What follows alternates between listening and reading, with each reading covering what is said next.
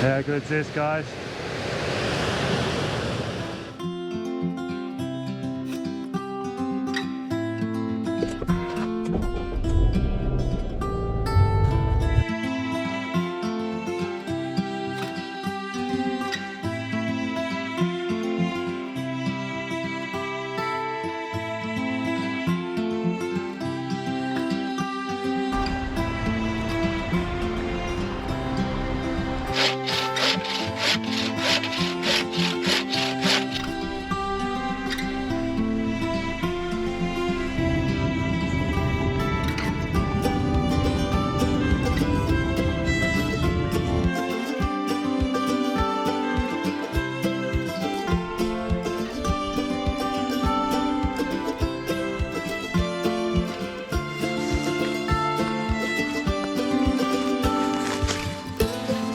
Well, it's a long time since I've actually camped on top of a mountain or a knoll or a hill or a saddle.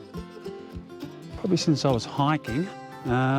This particular camp spot is at a gorge, but the campsites put up by the National Parks guys have been put up on top of the actual saddle, so I'll sort of spin around slowly so you can get a feel for that. But yeah, very nice and warm up here, I must admit. The gorge itself, as you can imagine, is quite cool. But yeah, just lovely up here. Campsite's all set up. All we have to do now is organise the fire.